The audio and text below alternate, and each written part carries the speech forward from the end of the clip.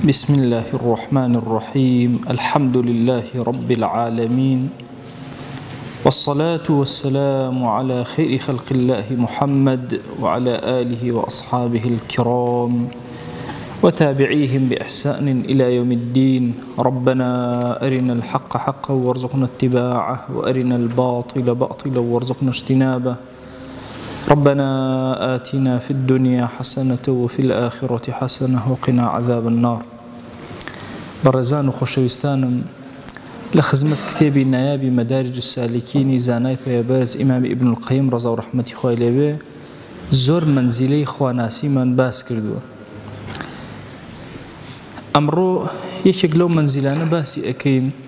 كإنساني مسلمان أبيت جنكا تاو كبقات أم منزلية لروي پروردو خواناسي خويا ومنزلي الشكرة دوين شو باسي الرضام بو كردن منزلي الرضا كإنسان راضي بهمشتيك رب العالمين. ابن القيم رضا ورحمة خواه لبه أفرمي أم منزلي الشكرة لمنزلي الرضا برسترو قورتره. أفرمي الرضا بشيك للشكر چونکە ئینسان ناتوانێت شکرانە بژێری خواکە حتا وەکو ڕازی نەبێ بەخوا و بە هەموو شتێکی رب العالمین. ئەفەرمێ وتراوە کە ئیمان دوو بەشە، بەشێکی شکرە بەشێکیش سەبرە. خوا جەلە جەلالەهو ئەمری زۆر کردووە بەوەی کە لە قورئانە ئێمە ئەهلی شکر بین، ثەنای زۆری کردووە بۆ ئەو کەسانەی کە ئەهلی شکرن، ئەوانەی کە خەواسی خەڵقی خوان لە پێغەمبەران عەلەیهیمو الصەلاة وەسسەلام باسی کردوون بە ئەهلی شکر. أفرمي واشكروا نعمة الله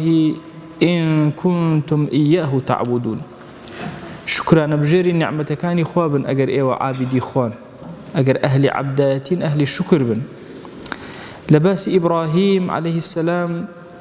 أفرمي إن إبراهيم كان أمة قانتا لله خويبة ها أمتك عابديك زور قوري حنيف باك لمشركين نية عقيديك طواويه شاكرا لأنعمه. يكي لصفات كاني أو يكا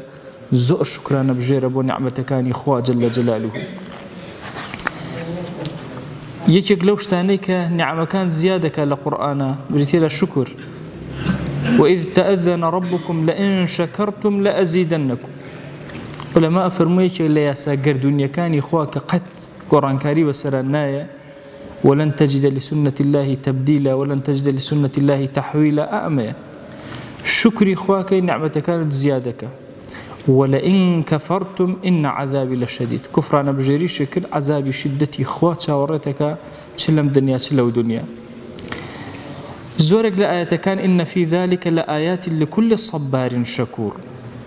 لقال همو أمانة لو أشي أسهم عبرا والله خو شكري خوا زور آسانة آسانة بالله الحمد لله آسانة الزمان الضلد أمها وركة كشي رب العالمين لقرآن أفرميه وقليل من عبادي الشكور. كم يكن لعبد كانم كشكرانا بجري طوامك شك إنسان كلنا نعمته قالبويا وأجي لخوينا من شكري خوانك أتى تسر أو سفر الرازوية دا أن يشترنا نخو الله سي الحمد لله كي لبيرت. وقليل من عبادي الشكور أتى تخستخانه أمهم الاشتاغي خوي أبيني وأمهم جمال الجوانية كخوابي عطا كردوه كشي الحمد لله بزمان يا نايت وقليل من عبادي الشكور. أوهم قوري إخوة رجانا بسر همو حالة كان إخوي أبيني كشي شكرانا بجير رب العالمين ناك. أفرمي جاري كان في غمريان صلى الله عليه وسلم لصحيحين هاتوا دايك من عائشة وما نجرتوا. أفرمي أو ندخريكي طاعدوا للشوى أمايا وأمايا وأمايا و أفرمي حتى تورمت قدماه هردو قاتكاني أستورو أوصان دايك من عائشة فرمي بيوم يا رسول الله صلى الله عليه وسلم تفعل هذا أما أكي وقد غفر الله لك ما تقدم من ذنبك وما تأخر هاتشي قناهي لمو بيشكروت لمو دوائك إخوة لهوي براوة. فرمي أفلا أكون عبدا شكورا أي نابي عبدك شكرانا بجير من نسر أو نعمتانك إخوة في عطا كردون. جاري كان معاذ كري جبل خزمتي في غمر أبو صلى الله عليه وآله وسلم دسي معاذ كرد فرموي والله يا معاذ إني لأحبك والله أي معاذ من توم زوزو خوش فلا تنسى أن تقول في دبر كل صلاة لبير نسي لدواي همون يجيك وأي معاذ إلا أم دعاء بخيرنا بل اللهم أعني على ذكرك وشكرك وحسن عبادتك خوايان هاوكارم ببوي ذكري توبكم هاوكارم ببوي شكري توبكم هاوكارم ببوي عبداتي تو زور بجواني جيبجيك إرشادي أكابوي داوا لخواك كخواي قربي كات الشاكر أفرمي أصلي شكر أوي إنسان لأصل لغتي عربية أفرمي هر أجلكاتي كقلو أبي بي الله شكرت الدابة خواردني باشي خواردو قلو بو أفرمي لأصلي لغة أمية لا اصطلاح شكر چه معنايكي هي أفرمي أوي أثري نعمتكاني خواه لسر الزماني تو دركي ثناء واعترافا هم ثناي خواكي هم اعترافشكي جارك چون بولين نخوشك چلو پێنج دقه دانیشتم باسی ئەو دکتۆرەی بۆ کردم کە چۆن چۆتە لای و چۆن عملیاتی کردو چەند زیرەک بووە و چەند چی کردووە و لەو کاتەکە ئەو بۆی باسەکردم بیرم ئەکردەوە باشە یا ئیلاهی ئەم کەسە پێش ئەوەی چاوی ئەبەو شێوازەی لێبێ چەند ساڵە تۆ چاوت داوەتە 45 دقه باسی تۆی نەکردو ثەنای تۆی نەکردو 45 دقه ثەنای دکتۆرێک لەبەرەوەی عملیاتی کردو ناجح بوو تصور كان إما لا غفلتك يعني أم هم نعمتي خوا شنك ثناي خوات كردو طبعا لكرد لثنايا زور لوازن بيا هلدان من بو خدانية جل جلاله العربية أما زورة لكلمات أهل تصوف أما زور واردة أو أولياني كباس يعني كم هميان كلمات أنا برا لكلماتي ثنا بو خوا لكرد أم حالة ما نية شون ثناي خوا أكيد شون ستايشي أكيد شون باسي أكيد لنا وكم مجلسة أفرمي كم زمان أبي هم ثنايك هم اعترافش كابا ونعمته دو أبي ضليتو شهودا ومحبة نعمتك ببيني خداشي خوش بك في عطاك جوارحه هم أعضا كانتو انقيادا وطاعة هم ملكتي خوا بن طاعتي خوا جبجكن أو تعريف الطواوي شكره فأبو الشكر لقال الحمد فرقي شي علماء أفرمون دو شمان هي من بلم الشكر لله يا بلم الحمد لله طبعا هادو كان واردة الحمد لله حمد لسر باشو خراب أكره مصيبتك زور قورا روتيكا يكي يولاد حالتون الله الحمد لله شكر تنها لسر باشو أكره بلام شكر بزمان أكره بدل أكره بكردوج أكره حمد تنها بزمان أكره الحمد لله تنها زمانه كاتك كتوبيد أو تري شاكر كدلت هواري اعترافي بخوا كردبه كدلت شاهدي أم جمال ونعمة قوري خوابي بسرته كزمانة قبولي كردبه وهواري كردبه اعترافي كردبه كردبه كان درنجي دابته نعمتك خوال لشويني خويا جيبه كردبه بكار هنا بيا وقوركاني أمات رحمتي خوي لبك ابن القيم رضا رحمتي خوي لبي أفرمي أساسي شكر فرمويانا وبيا وعظيمانا فرمويانا بينش قاعدة أساسية هي أبي رسل أو بينش قاعدة دام مزي إنجا شكري خوات كردوا يكميان خضوع الشاكر المشكور أبي سر نبيكي لحضوري خوايا دو حبه له زورة خوشبه اعترافه بنعمته اعترافك بنعمتك والثناء عليه بها باس نعمتك وفضيلتك خوابك بسر خوتوا وألا يستعملها فيما يكره هرشي خوابنا خوش به أو نعمتي خوالوا بكارنا يعني أفرمي أم بينش قاعدة أم بينش بالنمايا هر يكي كان لتويا نبي خلل لشكري تويا هيا شكري طاوت نبو أفرمي هندي فرمي أنا شكر أوي اعترافك بنعمتك كان خوا وملكجبي لحضوريا هندي فرميانا تنها ثنايا بسر خوايا هندي فرميانا عكوف القلب أبي أم ضليتو شون كسي اعتكافك كان لمزقوتي كان ناسة الدروة ضلت أولا محبتي منعمة بهميشة جوارح كان لطاعتها بزمانة هميشة باسي أوكا أفرمي أبو عثمان فرميتي الشكر معرفة العجز عن الشكر شكر بليكي زور برزة أبي بقيت أويك يعني تو ناتواني شكري خوابك ناتواني جنيدي بغدادي أفرمي الشكر أن لا ترى نفسك أهلا للنعمة ئەوەیە هەرچی نعمەتێک کە بەسەر تۆیە درا خۆت بە خاوەنی نەزانی خۆت بە شایستەی نەزانی ئەفەرمێ داود فەرموویەتی یا ربی کەیف ئەشکوڕک خوایە چۆن شکرانەی تۆکەم وشکری نعمة علي من عندك تستوجب بها شكرا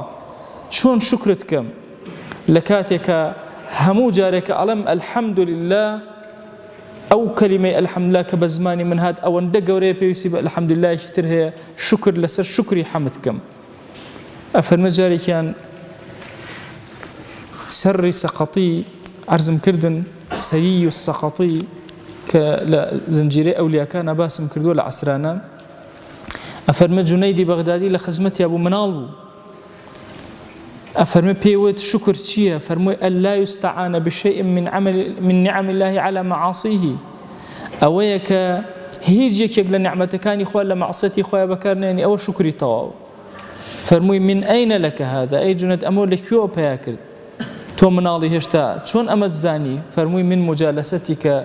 لە مجالسە و دانیشتن لەگەڵ تۆیە سری سەقەطی ئەکاتە خاڵی جونەیدی بەغدادی تی لە مجلسی تۆیە دانیشتم و فێری ئەم کەلیماتە گەورانە بوو ئەفەرمێ صاحبی مەنازل هەڕەوی ئەفەرمێ شکر ناوە بۆ ناسینی نعمەتەکانی خوا هەموو نعمەتەکان تاک بە تاک هەمویان بناسی بزانی وردی کەیتەوە نعمەتەکان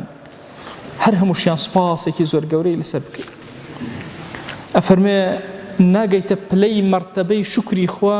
هەتا وەکو باسی نعمەتەکان نەکەی و ئەمما بنعمەتی ربك فحدث هەتا وەکو باسی نعمەتەکانی خوا نەکەی چۆن لە بین یەکترە ئێمە طبعا بە طبیعەتی حاڵ ئەوەمان هەیە یەکێکمان نەخۆشە بێ کە ئەچین بۆ لای ئەوی ترمان ئەرەکا کە حاڵت چۆنە لە ئەوڵەوە نەخۆشەکەی گەڕێتەوە تا ئەخیر ئەی باشە حاڵت چۆنە ئەی بۆ نعمەتەکە ناگەڕێتەوە لە ئەوڵەوە تا ئەخیر جارێک نەبوو لە بین یەکترا دانیشین یەکێکمان ژیانی چاوی خۆیمان بۆ بگەڕێتەوە ئەم چاوە چ نعمەتێکە خوا پێ عەتا کردوم یەکێ نەبوو باسی مێژووی زمانی خۆیمان بۆ بکات چۆن زمانی گرت و چۆن بوو بەم کەسە و چۆن ڕۆژانە چەندێ سود لەم زمانە وەرەگرت ئێمە هەمومان لە کاتی زەحمەتیەکانە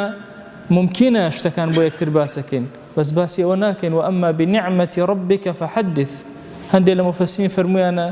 ئەمە باسی دعوە و بانگەوازە یعنی بڕۆ دعوە و بانگەوازەکە بگەێنە کە نعمەتی خوایە هەندێک فەرمویان نەخێر هەموو نعمەتەکانی خوایە جل جلاله کە ئینسان هەمیشە ئەم کەلیماتانە بڵێ نعمەتەکانی خوا باسکە بەسەر خۆیەوە ئیکراممان هەیە و کەرامەتمان هەیە ماسە سعیدی نورسی جیای کردوێتەوە ئیکرام ئەوەیە ئەو نعمەتانەیە کە خوا پێ عەتا کردوویت و ئەو فەزڵانەی خۆیە کە باسییان ئەکرد واجبە لەسەرمان ئیکرام بۆ یەکتر باسکەین نعمەتەکانی خوا بۆ یەکتر باسکەین خوا ئەم هەموو نعمەتەی پێدا بیری یەکتر بخەینەوە چ جەماڵ و چ کەماڵێکی بە ئێمە داوە والله ئینسان بە سەیری زمانی ئەکا باش ئەم زمانە ئەم هەموو قسەی پێ ئەەکەی ئەم هەموو چێژەی پێ وەرەگری ئەمە هەموو خواردنەوە بۆ ئەم دیو ئەو دیوەکە سەرما و گەرما هەست پێ ئەکا تام و بێتام قبوڵ ئەکا چۆن هەموو تامەکان بۆ تۆ جیا ئەکاتەوە ملیۆنە جۆر شیرینی بخۆ هەر هەموو جیا ئەکاتەوە لە یەکتر هەورێکی تامێکیان هەیە 50 جۆری نەستەلا خۆی هەرێکی تامێکی هەیە هەمووی ئەم زمانەیە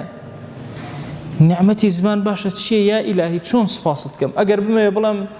خۆی ئەمەوێ سوپاسی بە زمانم کەم ئەمڕۆ چۆن بیکەم چەند جار بیکەم چەند جار بڵێم چەند جار هاوارکەم بۆیە پێغەمبەریان صلی الله عليه و آله وسلم ئەفەرمێ اللهم لك الحمد ملء السماوات وملء الأرض وملء ما بينهما وملء ما شئت من شيء بعد خوايا سباسي تو أكم حمد بوتو بقدر همو آسمانك بربا بري همو آسمانكان هر حود آسمان بربا بري الزوي بربا بري بيني آسمانكان بربا بري هرشتك خود ميل الدسر مگر او حمد بكين إنجا بتوان حمد ما كردي قال لكيو حمد ما بيأكري لكيو سباسي خوا ما بيأكري والله إنسان كخويق أكاتو هل أسيته إسراحتي كي كردو أزان چند سباسي كاتي هست أكي لا شد آزاري تياني آزار بإسراحت أتواني السجدة بري سر بخيتا سر أو زيو بخواي قورا أزاني أو چه نعمتي كي قورا چه جماليك و چه جوانيك چون سباسي خواك بكام زمانيك بكام كردو جيب جيك والله إنسان شرمزار أبي كاتك أو هم نعمتي خوا بسر خويا وأبيني أميش بأم حالة وبأم شكران بجيريك إيكا وقليل من عبادي الشكور. أي هاوار أجر للرجل قيامتها ورد محاسبة من لقلا بكري أبي شي جوابي خوا بينه بل أي عبد أمهم نعمة بيداي لبيناوي بينجر وكرنا منه أمهم نعمة بيداي لبيناوي الشو زنديك أمهم نعمة بيداي لبيناوي زمانك جوان بجولي بو من شي جواب أديته أجر يكيق لنعمة كان محاسبة لسر بكري تيا درناشي أي قرب سر أجر هرشي نعمة بسر ما حساب كري ومحاسبة بكرين لسر أفرمي هربي هرشي شتيك بيت خوش أخوة بي عطاء وكردوي هر هاوار كبلا الحمد لله هرشي شتي الزحمتية للرياجيانا روتي إيكا تكتو بشتكي نازاني هر بلا الحمد لله أجر سفينك تكون بو سيارك تشكا بلا الحمد لله احتمال شون دسي خضير سفينة كونك خوا إرادة وهابة توشي بلايكي جورا نبي بوي توي اللي شونا راقرتوا بوي لو شونا بانشر بوي بوي لسر همو مكاريه كاتك نخوش أكي بهاوارك بناخد الحمد لله كاتي لسر سفر دانشي هاوارك الحمد لله لقل منالي خود أبيني والله الحمد لله درجاك تيك أيكيتو أشيت أوديو بهمني ولسر جادنا خي والله الحمد لله استئم بلا منو لو شبلين 5 مليون كرد هم ولا مالي خوياتي لهندستان نزيكي 8 مليون نفر لسر جادة أخي لكردي ياما زياتر لسر جادة أخي تنها كارتون رائخات وكارتون أداب أخويا حجي تريني بويوا تصورنا كي كتولا مالا دانشتي سرزوي هوي مالي هي أزان حتى استل لجيهانا لسطا شصتو هشتي جيهان سودمند لكهرباء موازن استهموا جيهان كهرباء هي وهم جيهان لراحتها برام أبو بلال باسي أفريقيا أبو أكردم أي والله شون ليرة مريشك أكيد كلانا أي والله أهواية تبيشاهم هيش تاتوز الروناكي ما من على كان هميان أكان كلانا وكلانا خوان حشارة دانو خوان ونا كان لكوخي بتشوكا بيانيان زوج وكتون مريشك بربيان درو أي بوشو بهيش شوازه هيشي دسكيه فقيرة وكو روناكي هي بو أمن دنوتي دسكيه هتا وكو ترايك بدا بيرسين هر ترايك بوي أما تصور كين أمهم نعمتها محاسبة لسرنية برسياري لسرنية لبيتشنوي لسرنية بوي أما أبي لسر شاكا وخرابة هموي أو مصيبتاني كالروتي إكا بمعنى كلمة بحمد إخواك ضلت هاواري سباسي إخواك برواكن أم نعمتاني إخوة جل جلاله بسر ما أو اندزور وزواندية إنسان شرم أكاد لحضور إخوة قبل من يكيكم لشاكرة كانوا سباسكم كردي خو أجر رحمي خوي نبيك الله لسر سفرة كدوتد الحمد لله سباسي من تكردو ونيجيك زحات كرد وكواي أو رجل سباسة كردمو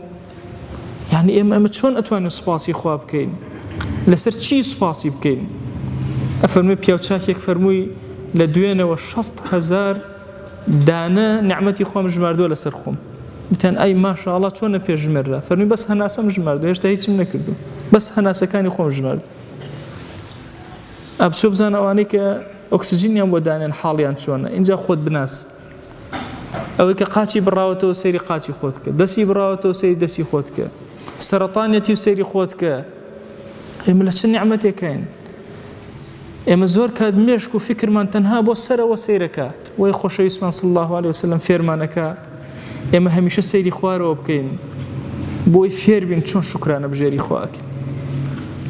دي خواي جان تو خود شاهدي إما نازاين شون سباسي تو بكين نازاين بچه زماني ستايشي تو بكين پروردگارا بدل و روح من بكردو من لمشو مباركه لزندو كرنويك لمالكاني تويا همو من هاوار بولاي تو برزكينو ألين خوايا سباسكد أكين لايق بجمال وكمال إتوبي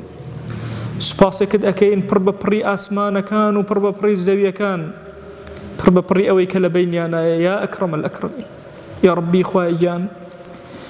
إما أقرشي شهياني أونين كعبدك الشكور توبين ئەزانین تۆ ئەوەندە شکرانە بژێری عەبدەکانی ئەگەر عەبدێ چاکەیەکی کرد تۆ بە گەورەی خۆت شکری ئەەکەی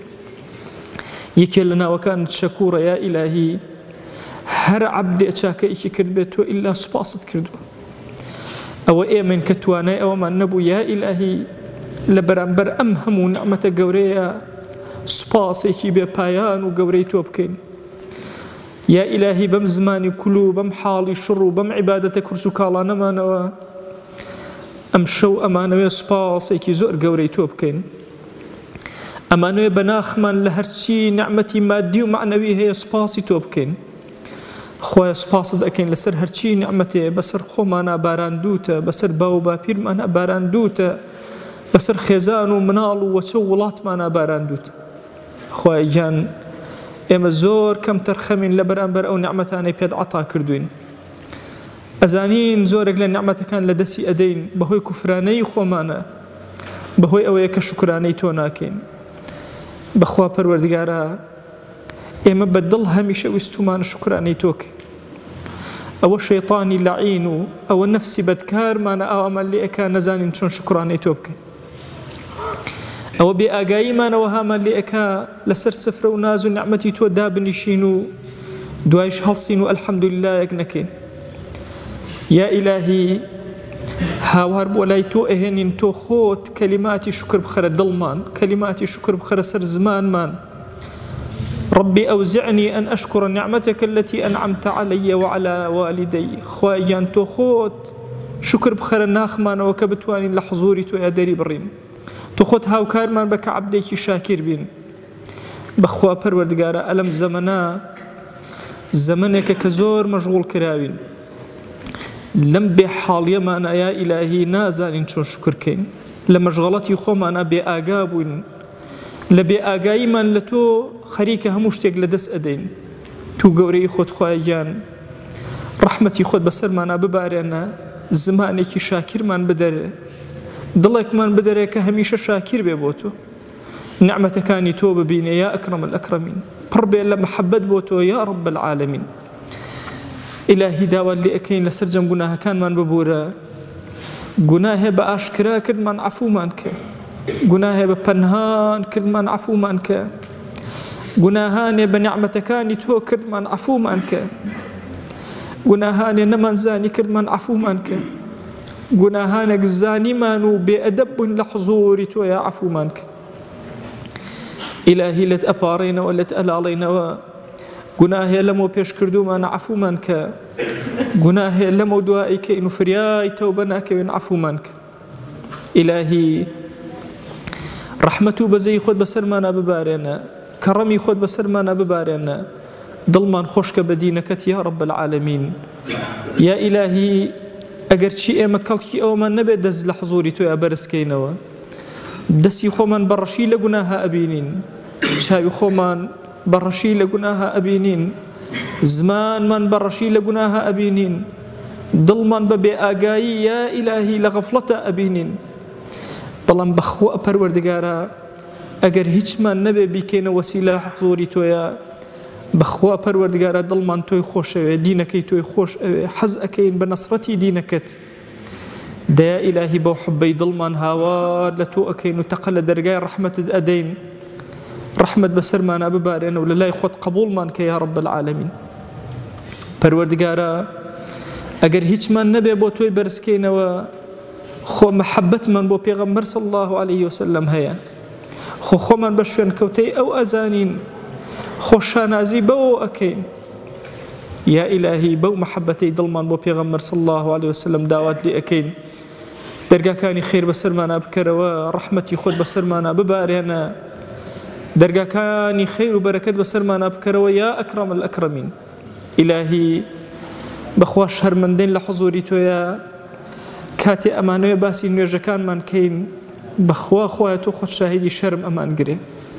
إما نوێژمان أكردو لدروي نوێژابون خيال من هر جاري لدولك دنيا يابو بلان پروردگارا أزانين تو كريمي كسي كريم كز لمالي خوي درناكا وأمشو إما هاتو نتمالكي تو أي كريمي قور قدر من مكي يا رب العالمين بەبێ ناز لەم ماڵی خۆت مەمان کەرە دەرەوە یا ئەکرەم الئەکرەمین عەفوی خۆت بەسەرمانە ببارێنە یا رب العالمین بەخوا پەروەردگارە ئەزانین تۆ تەوبەکارانت زۆر خۆشەون بەم گەنجە تەوبەکارانە هاوار لە تۆ ئەکەین یا ئیلاهی لێت ئەپاڕێنەوە لێت ئەلاڵێنەوە یا ئەکرەم الئەکرەمین بە تەوبەی ئەم گەنجانە کە محبی تۆن و خۆشەویستی تۆن یا ئیلاهی ئەم دوعایانەمان گیراکە ئەم شەوانەمان بە قسمەت کە قبوڵمان بدەرێ یا رب العالمین ئیلاهی ئەگەرچی کەڵکمان نەبێ پیرانێکی ڕیسپیمان لەگەڵان کە پێغەمبەریان صلی الله عليه وسلم فەرموویەتی خوا بە عەزەمەتی خۆی ئەگەر موویەکی سپی دەسی بەرز کردەوە شەرمەکە لەوەی دەسی داگرێ ئیلاهی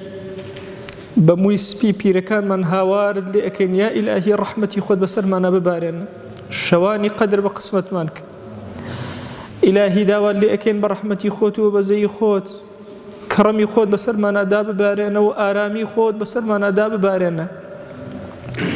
ئیلاهی داوات لێ ئەکەین بەخوا پەروەردگارە شەرمێکی زۆر گەورە ئەکەین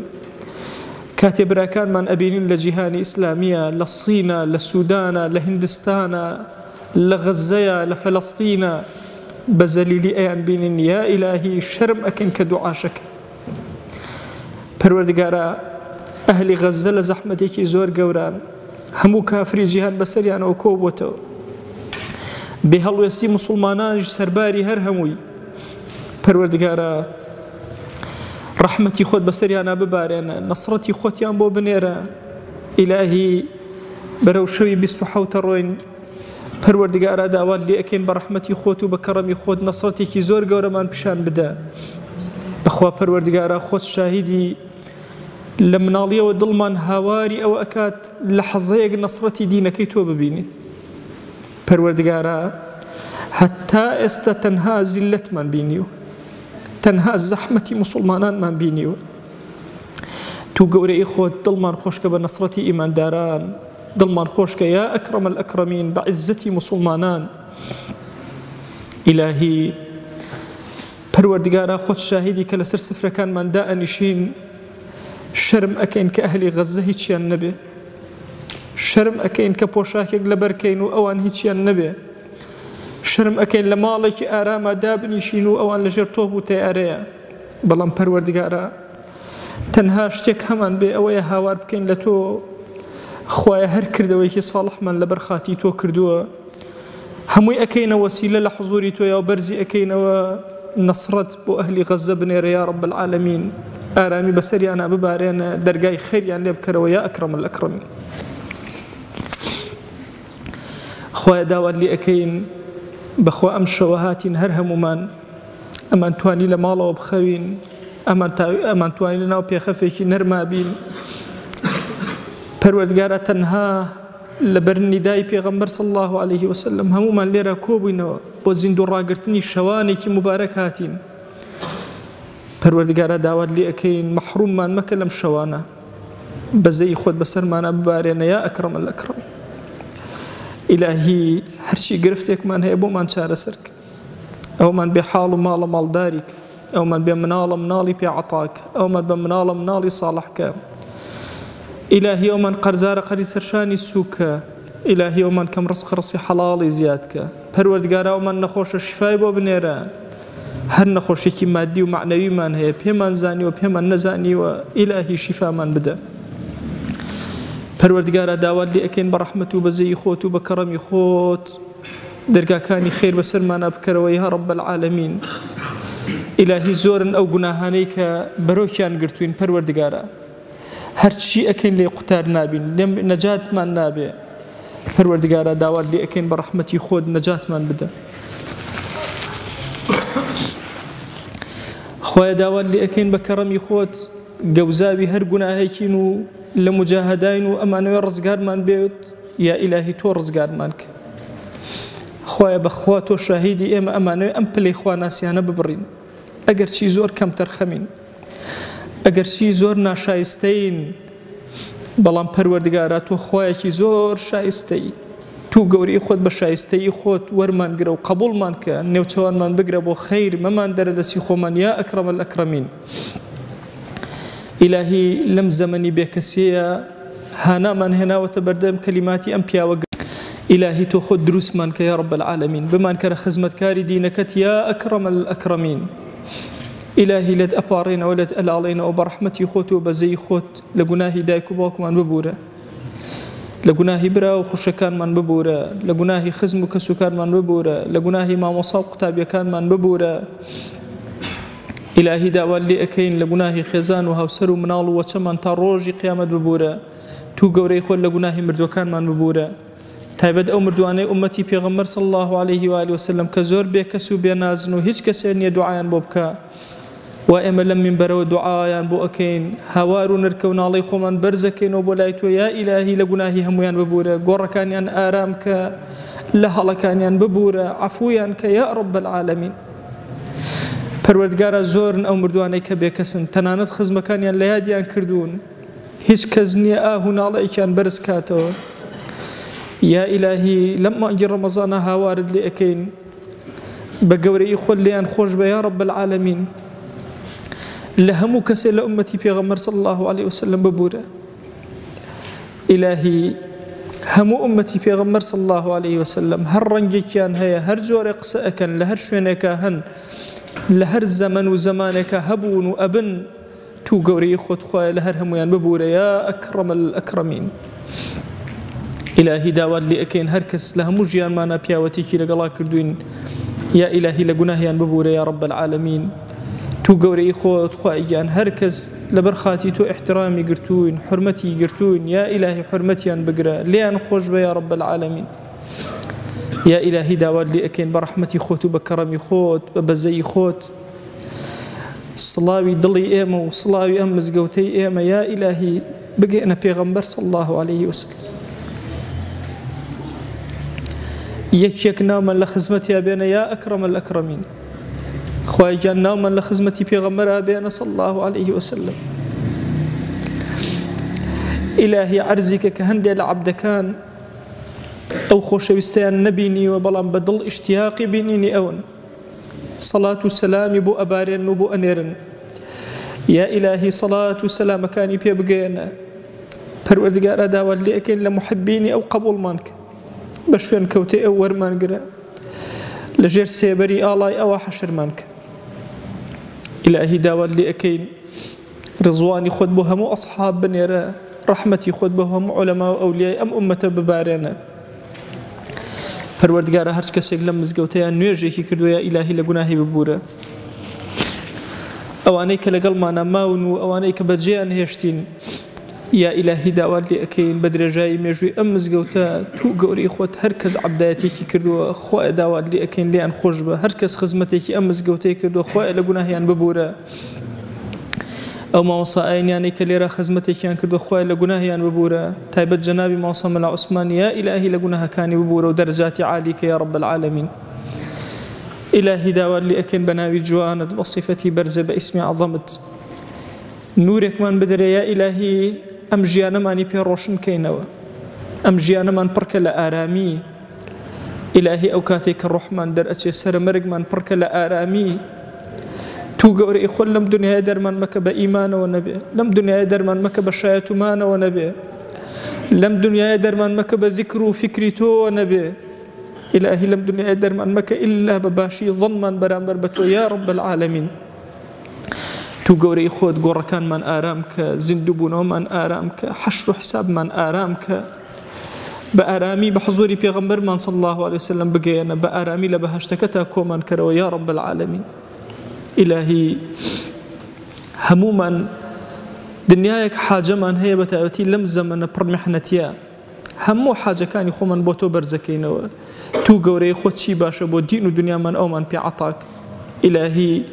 بەخوا ئێمە زۆر ڕازین لە هەموو شتێک کە تۆ پێت عەتا کردوین.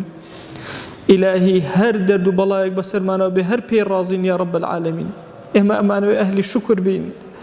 سپاسی هەموو شتێکت بکەین یا رب العالمین. دەی تۆش یا ئیلاهی کەڕەمی خۆت بەسەرمانە ببارێنە، عەفوی خۆت بەسەرمانە ببارێنە، لێخۆشبوونی خۆت بەسەرمانە ببارێنە. قبول مانك يا رب العالمين خوايا جان أو نيجا كرتو كالانيك أيكين لمن قبولك إلهي أو رجو كرتو كاليك قرتو مان لمن قبولك أو قرآن خياني أو قرآن خيانا كرتو كاليك خياندو مان يا إلهي لمن قبولك ذكر أوراد كان من لقبولك درجا كاني خير بسر ما نبكر ويا أكرم الأكرمين قبولك زور قورمان بدري يا رب العالمين خواي جان لد أبارينا ولد ألالينا وبكرم خوتو برحمة خوتو بزي خوت أم إيمان دارانا يا إلهي محرومك بخوا أمان أهل السجدان بوتو إلهي أمان سجدان لبردم غيري تو أنا بردو ركوعي أن تنهى لحضوري تو يا بردو أمانة تنهى دسي دعاء تنهى ولا تو برزك النوى يا إلهي دعاك نجيرابك آمين آمين والحمد لله رب العالمين وصلى الله على سيدنا محمد وعلى آله وصحبه وسلم تسليما كثيرا أبدا إلى يوم الدين خواهي قول لقناهي من يشيء أجبوري وخالي من قبولك